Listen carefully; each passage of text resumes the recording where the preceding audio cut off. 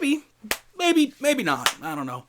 What's going on, y'all? Soul here, and welcome back to my story mode. So, at this point in time, we've had Sonic X Shadow Generations officially for the better part of like 2.5 weeks now. People were raving, the game was amazing, everybody loved it, and there was absolutely no problem in the world, except for like the 5 people on Twitter that were like, maybe the game wasn't that good, and everybody disagreed with them because they're like, no, this is getting dumb. This is getting idiotic, because that is simply not true. I already put out all of my personal feelings in regards to Sonic X Shadow Generations. I'll put the link to my review in the bio if you guys want a nice little background to hear me just talk about the game and things like that, because, spoiler alert, I had an absolutely incredible time, and I think that it is easily one of the best entries to the Sonic franchise ever. Easily. It is absolutely just an insanely incredible game, and I am so thankful that they learned from all these past years of just trials and tribulations to finally give us some of the most genuine content we could ever ask for. And I'm so happy and thankful that Shadow Generations exists so that we can move into the future with this as our template. Now, of course, obviously, we are nowhere near done talking about Sonic X Shadow Generations. However, one thing that really caught my eye is the consistent conversation of if Shadow Generations is actually better than Sonic Frontiers. And at first, I was like, okay, well, obviously, Shadow Generations is superior in some ways, but Sonic Frontiers is still just an incredible attempt at what we've been wanting from the Sonic franchise in such a long time that it's hard not to acknowledge, you know, its greater aspects. But truly, really sitting down with it and trying to map out what game is actually better is a lot more complicated than I assumed it was going to be. So, I don't know. That's why we're here today. We're kind of raw dogging this a little bit, and we're going to talk about if Shadow Generations truly is better than Sonic Frontiers. In reality, though, this is going to be something of a versus. We're going to look at a couple of categories here that I've listed, and we're going to talk about what their strengths are and weaknesses are in those categories, and why I picked what I picked or wrote down what I wrote down. I have a little list here. It's nothing too crazy, so why don't we go ahead and have a little chit chat about this. The first thing here that we have to pit them against each other in is the presentation. How does everything look? How does everything feel? What is this game looking like, and did it grab you from just looks alone? In terms of Sonic Frontiers, I'm not going to sit here and say that the game looked ugly by any means. As a matter of fact, it's definitely, for what they had to do with what they had to work with, I think the game looks pretty damn good. I played it on, what was that? I think I played it on PS5 a couple of years ago, and I think it still holds up pretty well today. Of course, there's a lot of issues with it in terms of graphical capabilities, a couple of frame rate issues here and there, a lot of random pop-in, and just, you know, how things are scattered around the open world and things like that. You know, there could be some things that are fixed up in terms of graphical capabilities, but I'm not going to sit here and say that it looks bad. I think it is absolutely beautiful. And of course, again, there are a couple of issues here and there when it comes to, you know, how models did things here and there, and whatever, yada, yada, yada, right? And then you go to flip the coin and you look at Shadow Generations. And that's where, unfortunately, this is kind of hard for me, but I do need to give Shadow Generations this point, because already just everything looks so stellar from the get-go, just alone, especially because they're taking what we've already known from Sonic Generations. They are just improving that in every way, shape, and form, in the cutscenes, in the looks of and designs of the characters and the models and the overworld, as well as the levels. Everything just looks so incredibly stellar. The lighting is damn near perfect on pretty much every level. Everything looks absolutely beautiful, even debatably better looking than anything in base Sonic Generations, and they look hella better than the cyberspace levels, I'm gonna tell you that right now. And then of course, you know, Shadow himself, because we're playing as him the entire time, just every cutscene with him involved, he looks amazing. The models for the first humans that we've seen in damn near a decade look absolutely stunning. Maria and Gerald look phenomenal, just incredible. It makes me hopeful to have humans again in the franchise if we ever decide to do it again, because we haven't seen humans in, oh my god, I can't remember the last time we've seen humans. Don't tell me it was 06. Oh, I'm sorry, I'm tripping. Unleashed. I keep forgetting Unleashed, and that's like my favorite game. Either way, the game looks really good. And right from the get-go, you see Shadow overlooking the Ark after the memory that he looked back on when he was, you know, awakened for the first time. And every movement he has, his quills are moving and things like that. And it looks absolutely gorgeous in every way, shape, and form. Of course, when you put those cutscenes up against the cutscenes in Sonic Frontiers is unfortunately lacking in terms of like looks in some, you know, arenas and things like that, because we do have the occasional, you know, great looking cutscene where they're actually all very active and moving, and we can see proper expression and things like that, and they're very dramatic in their movements. But, you know, 80% of the other time, it's a lot of stills and, you know, awkward floating and stuff. So unfortunately, yeah, I will be giving that point to Shadow Generation. But I said unfortunately, but I mean, you know, they've learned a lot, and that's not a bad thing in any way, shape, or form for them to have actually focused on the graphics more so than ever this time around. So I'm totally cool with that. I think that it looks stellar, and I just gotta say, yeah, it's a much stronger look in general than Frontiers. You know, I love Frontiers Overworld, but I don't even want to count that. I'm gonna even talk about that as a category. But graphically speaking, Shadow Generations is better, and that's totally fine. There's nothing wrong with that. Next, we're gonna move on to music, and what's crazy about this is that, like, usually this is kind of within its own thing. Like, this would probably be somewhere like kind of mixed in with the graphics and stuff like that. But the thing about Sonic music, if there's anything that's, you know, very important to the Sonic franchise, it's music. I would grade this on the same scale as I would grade a Persona game, as I would grade a Kingdom Hearts game. Music has to be its own category because the music is so incredibly important to these games more than ever, right? These games are known for their music, and you know, with Shadow Generations, you know, that absolutely holds up because the music is phenomenal. Okay, I think we have like 4 different remixes of. No, I don't think we do, but we have a lot of Radical. I mean, I was hearing a lot of Radical Highway, and I'm telling you right now, I was buffing every single time they put on Radical Highway. So I'm not gonna sit here and knock the music that we had available to us in Shadow Generations, because it actually was really, really good. Especially, you know, a lot of them were remixes of songs that we've known forever. And then, you know, there was that, you know, the dubsteppy song that we had for Chaos Island. And at first when I heard it, I wasn't too attached, and this is coming from somebody that grew up on dubstep. I don't mind dubstep, that's totally fine. Hell, Kingdom Hearts 3's opening is dubstep, that's Skrillex, and you know what? That is one of my favorite songs in the Kingdom Hearts franchise. I know dubstep. I wasn't vibing with Chaos Island as much at first, right? I wasn't vibing with it too much. But then I actually heard it for myself after playing through Chaos Island a couple more times. I'm like, you know what? It kind of goes. It kind of goes. And then obviously, you know, all the boss themes and things like that are absolutely just stunning. They're really, really good. I love them for what they are. But I'm sorry, man. I hate to put it this way, and it's almost unfair because it's completely brand new music, but I'm sorry. Sonic Frontiers clears in terms of music.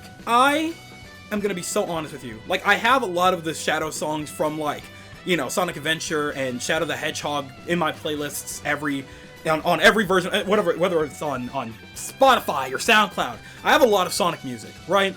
And I'm gonna tell you right now, I have listened to Undefeatable more times than I've listened to anything from anything else in regards to Sonic. The music in Frontiers is legitimately unmatched, and that's like, I feel like that's kind of unfair because the boss themes kind of carry heavy, but like, oh my god. And I love 06. Like, 06 has one of the best soundtracks in the franchise, like through and through. Like, I could literally name you every track from 06, but that's just saying something, right? I love Frontiers music so much, and even the cyberspace levels, they're so unique in every level, and you know, they're not all bops or anything like that, but a lot of them do hit hella hard. Okay, and that's not even counting the DLC themes that we got, dude. Oh my goodness. Knuckles' theme is crack. Again, they always manage to make his theme some kind of crack for me. There's something, he's laced with something, bruh. Cause Jesus Christ, that boy bring the funk. Regardless though, while I do love the music in both of these games, unfortunately it is not really much of a fair comparison because Sonic Frontiers is completely brand new music, while Shadow Generations rather, is a majority of remixed music from, you know, classic stages that we've known for years upon years at this point. And it's still incredible, but not as incredible as literally any of the boss themes in Sonic Frontiers. So it's gonna go to Sonic Frontiers for that one. And now here's where we get to our problems, right? Because now we gotta talk a little bit about the gameplay. Guys, this one is an issue for me, right? Because there's so many things that I love about both. But the primary problem, the main issue that I have that makes this kind of a problem for me to vote on, is that Sonic Frontiers simply has more gameplay. It just has more. You're getting like a 15+ hour experience out of Sonic Frontiers, while I mean, you know, DLC included and stuff like that. Whereas Shadow Generations, you're getting like 4 or 5, maybe even less if you speed ran it like I did.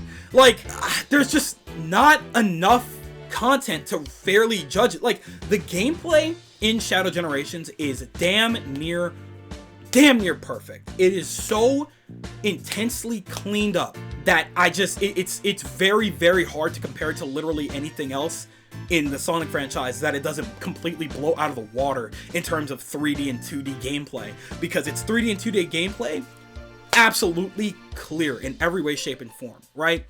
And then you look at Sonic Frontiers. Yes, it's a little janky. Yes, it has a lot of problems. And yes, there are definitely a lot of sections that give me a lot of issues, but there's just so much good to come out of it.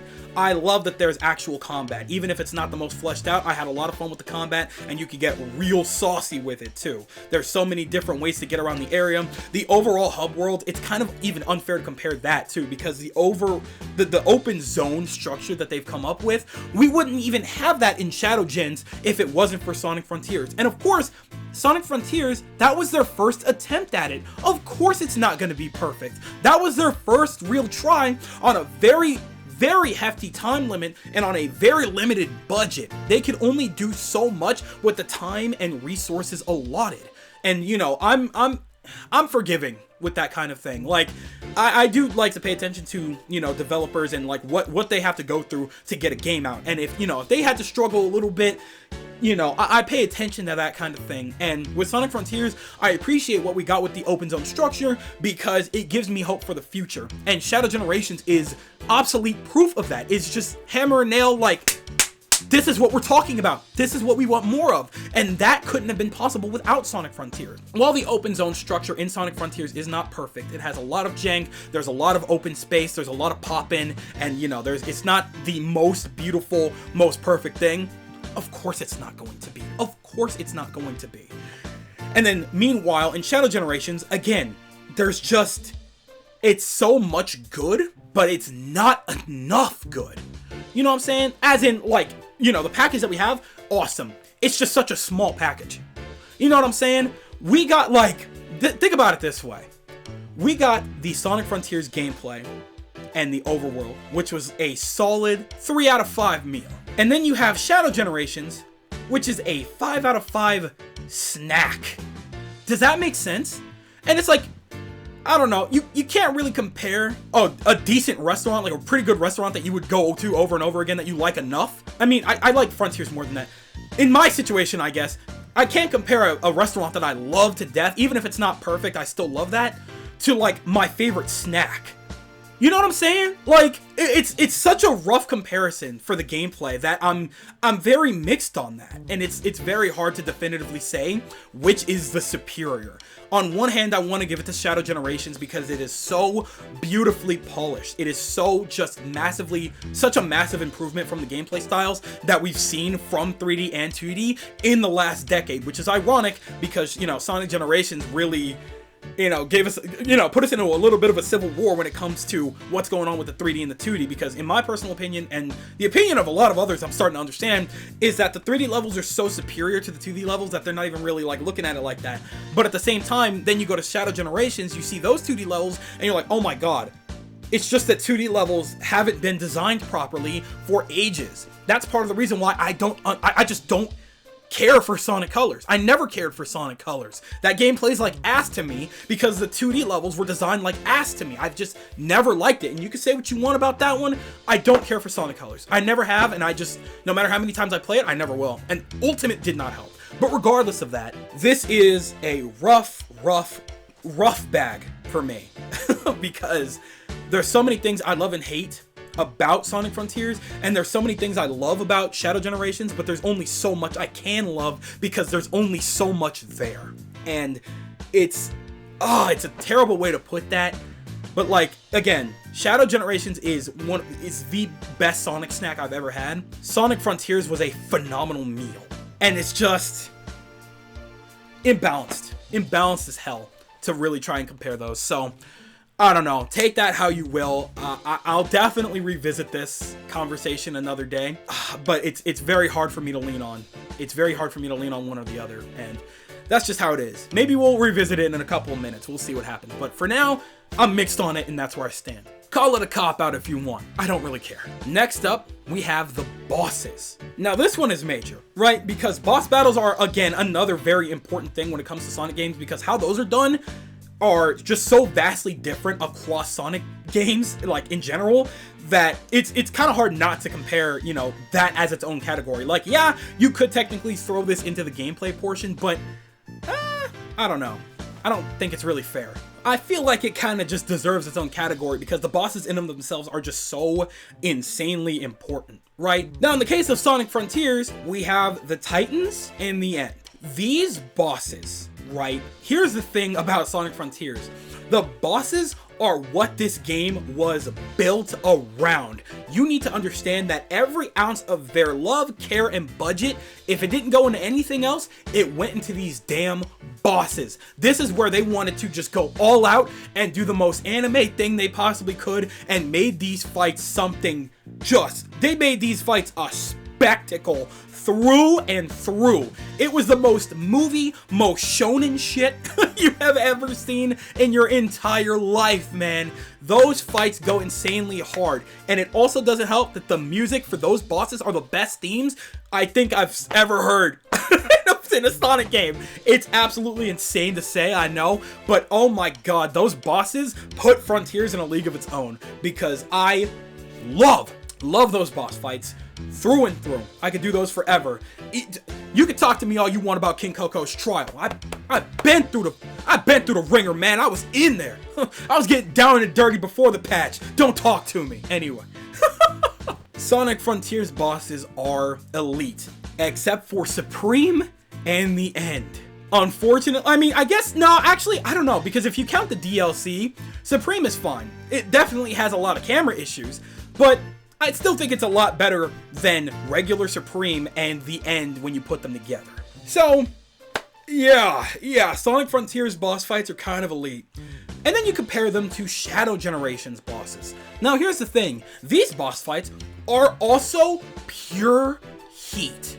Pure heat. First, you have BioLizard, and that is the perfect showcase to see how far Shadow has come at this point, because he is able to solo the BioLizard in base form. He doesn't even need super form at this point. He just solos that thing with just one Chaos Emerald, because he's like that now, and it makes for that boss fight to be such a fun battle, man. Just avoiding all of his attacks normally and absolutely just decking him with that last punch, just jumping from bubble to bubble, chaos control, stopping time for his orbs to hit you and things. It's just such a spectacle in of itself. It's such a good fight. And then you move on to Neo Metal, and that fight is... personally, I don't care as much for that fight as I would like to admit. I wish I liked that fight more. It's not that it's bad. It's just that, you know, I've never been a big fan of like water-based fights and levels and things like that. It just feels like I'm suffocated, like I'm trapped because of the water. It feels like it slows me down to a insane, you know, margin.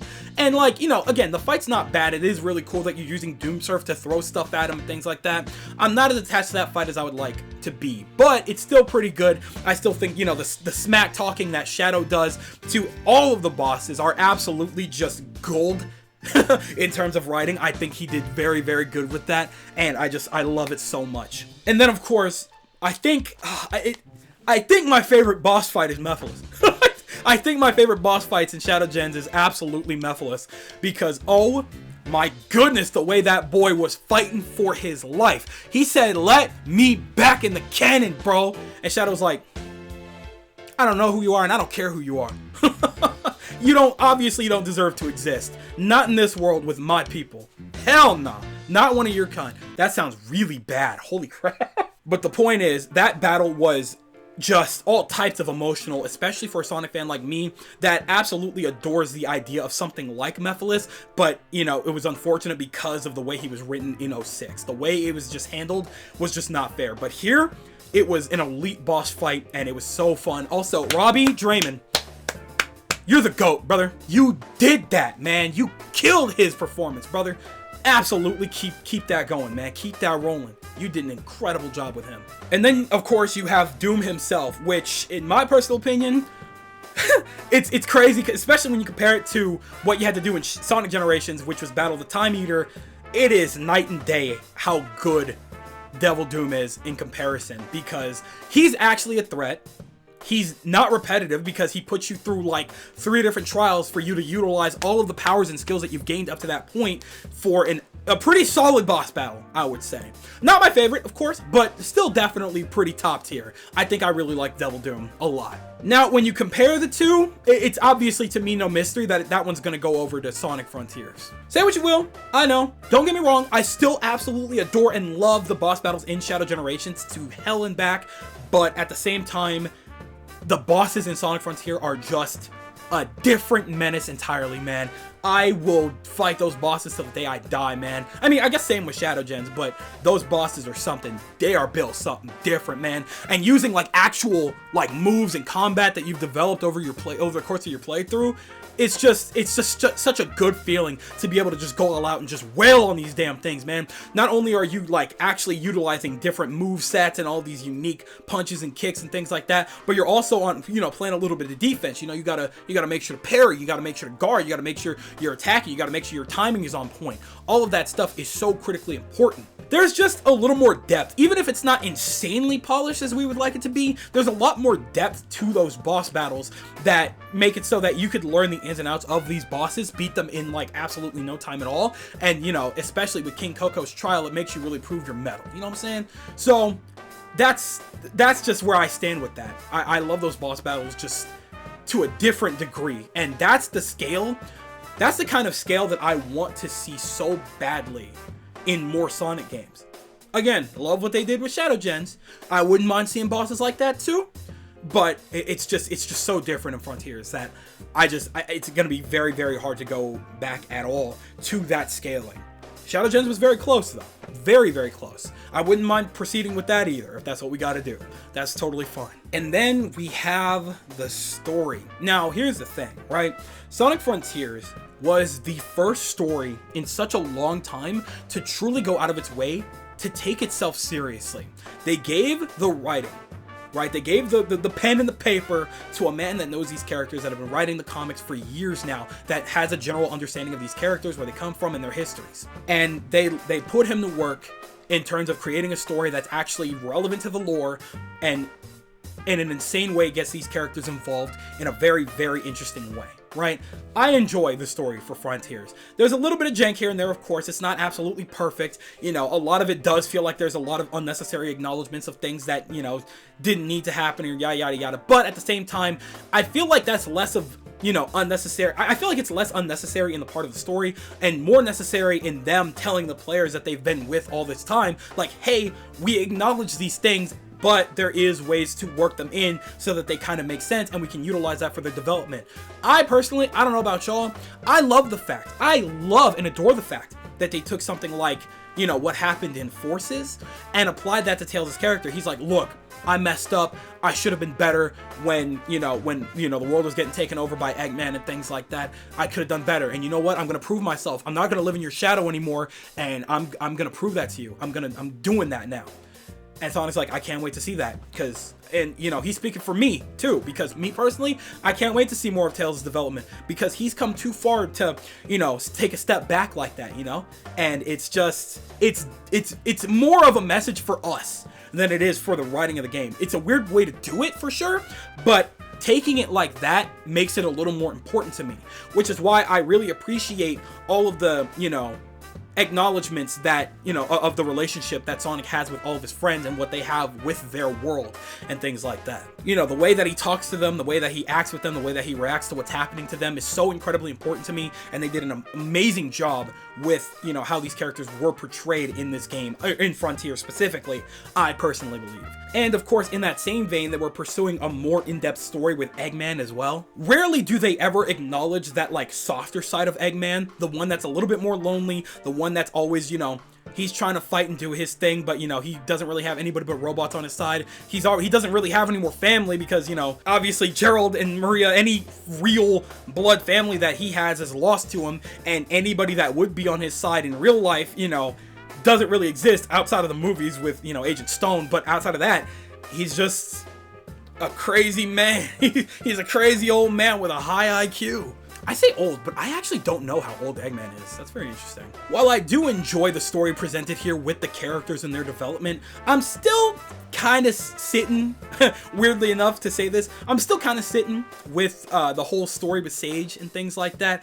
I do enjoy her character. I'm very happy that they presented her in this way, and, you know, maybe we'll see, we're for sure going to see more of Sage throughout the years, because she's going to serve as like the new Cubot and Orbot, which is ironically heavily they're present in Shadow Generation, so I guess they're not leaving. I don't know what's really happening with all of that, but regardless, you know, we're gonna be seeing more of Sage and things like that, which is why, I don't know, I feel like they didn't have as much time as they probably would have wanted to flesh out their story, but I don't hate what they did with Sage. I actually enjoy what they did with Sage in trying to, you know, make it so that it was kind of it's a story that we've seen before, you know, a story in which this girl, this AI is still learning, but she's kind of growing a sentient, she's kind of understanding people, or I guess in this case Sonic and crew, you know, understanding why they operate the way they do, even if it is a little bit on the illogical side, even if they, you know, if Sonic might lose, there's a very good chance Sonic might lose, especially in his condition during his trip through cyberspace, you know, he's still fighting, he's still gonna put his best foot forward, and he's gonna do what he can to save his friends, even if it takes everything he has. And Sage is learning that by, you know, acknowledging everything that's going on, and, you know, talking to his friends and realizing maybe we could think about this a little differently. At this point in time, all of us are in danger, and the best way to get out of this is to work together. Which, again, when you pay attention to what's happening here, makes a lot of sense for her character. Which is why, even though it's a little bit more on the corny side, I don't hate it. Right, I think it could definitely use some work in the future, but I don't hate what they presented here, and as a matter of fact, I can't wait to see more of what they do with Sage. And then, of course, the overarching story that was actually involved with the lore. Again, that could have used a little more fleshing out, but what they presented was a story that actually was very evident on its lore, that paid attention to the world and its history, and they gave us a solid story with a lot of varying themes, actually. And I do believe that those themes came together relatively nicely. It wasn't like the perfect bow or anything like that. Could definitely have used a little bit more fleshing out, especially because it was so heavily involved with what was happening with the Chaos Emeralds. We're missing so much information on that. But again, they did what they could with the time allotted, because we're over here wondering, like, hold on, these guys have been using the Chaos Emeralds forever. When did the Ancients get involved? How did this happen? You know what I'm saying? It's just such a, I don't know. There's a lot of like open-ended questions that may get answered at some point in the future. Maybe not. I don't know. It is a very simple story when you look at it from the grand scheme of things. These people, these Ancients, have been locked down, hunkered down forever with no guarantee of survival against this threat, this entity, the End, that showed up, started a war with them, and, you know, they had to preserve themselves. The only way they were surviving was by preserving themselves in the Coco and, you know, preserving that information, right? And this digital cyberspace was made as something of a prison to lock the End in, because if it got out in any way, shape, or form, that is the worst threat in Sonic history, probably, or at least one of. You know what I'm saying? So overall, I think it was a solid, simple story when you look at it from the grand scheme of things. I personally enjoyed it a lot. I'm definitely, you know, all for stories like that. I love grand stakes style shonen stories like this, because it makes for a really, really grand finale for the most part, which, you know, I think that Sonic Frontiers DLC really, really capitalized on pretty well. So I think that it had a very solid story. And then you look at Shadow Generation's story. Again, I've already talked about this in depth in my review and in a video that I posted right after that, talking about things that I would want to see more of going forward from Shadow Generations. But the long and short of it is, to summarize it, because this video is getting very long, I really do enjoy Shadow's story, right? And that's the thing. It's very hard to compare the two because, again, Sonic Frontiers was such a grand story with just so many different characters involved, so much different like history and plot involved. All the while, Shadow Generations is a part of another story, but it's so good, but it's so heavily condensed because it's such a small package, you know what I'm saying? And it focuses mostly on Shadow. It is like 90% Shadow, or 95% Shadow. It's you know what I'm saying? It's all about him. And that in of itself makes the story a lot stronger when you're focusing on a character that has such deep and rich history and lore. And they did an absolutely phenomenal job in tugging at my heartstrings when it comes to Shadow and his history with Maria, with Gerald, with Black Doom, with Eggman, with everybody that was involved in his come up to this point in time. You know what I'm saying? Shadow has such an important history to the Sonic franchise that it's impossible to ignore. And it's very nice that they finally acknowledged a lot of what's happened with him over the years, and they decided to make this little package to essentially clean up all of his history and put it in one solid, beautiful package. And it really tugs at your heartstrings. It really, you know, makes you pay more attention to his relationship with Maria, his relationship with Gerald, his relationship with Doom, his relationship with all the enemies that he's faced with in his past or Sonic's past, or anything involved with him, how important his friends are to him, whether that be Omega, Rouge, and things like that. Even, I mean, Big was there too. I'm not gonna say him and Big are friends. They don't even know each other, bro. But you get what I'm getting at. It's a lot of things that are very important to Shadow, and making a story that revolves around Shadow and him having to truly face his past is very beautiful to me. It was a very beautiful, short-lived story that was really all about, like I said beforehand, a story of acceptance. A story of coming to terms with his past and allowing himself to be himself and go ahead and, like, jam into the future, you know, however he has to do that. And I think that is easily one of the most beautiful stories in the Sonic history, right? In Sonic's entire history. It is jam-packed with everything you need from a character. It's great development. It's so good. It's so good. And I will say, the Dark Beginnings really helped elevate that. That put the story in a whole new light, man. It was so good. And again, the only reason, again, this may seem like it is a cop-out. I don't care. The only reason I'm saying that this is mixed is because it is such a small package. Like, I don't know. On one hand, they did such a good job in Frontiers doing the best that they could to flesh out all these characters, to acknowledge their histories, their pasts, and to, you know, just do what they could with all their relationships and showcasing that and putting all their best feet forward in a package like Sonic Frontiers, and then writing a story around that, you know, centering on, you know, actual lore and history from Sonic's world that we don't really get to see as often with recent games and things like that. I think that they did a beautiful job giving us such an epic tale with Sonic Frontiers.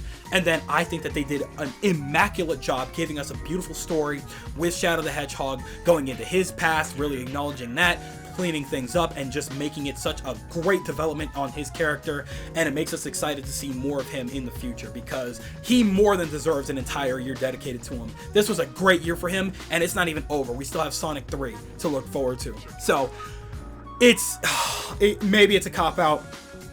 I don't care. I love these stories both so incredibly much, because in different ways they both mean so much to me that it's hard to say that one or the other is completely superior. I am, if we're being completely honest, leaning a little bit towards Shadow, if we're being super duper honest, because that tugged at my heartstrings a little bit more, because when you make a character like Shadow so relatable and you really understand his perspective on things, it really changes how you see a character like that. And now easily Shadow is one of my favorite characters in the entirety of the franchise. You know what I'm saying? Him and Sonic are neck and neck. But I guess that kind of goes for a lot of people. But that's also why Sonic Frontiers is so good, because it reminds me why I love Sonic so much.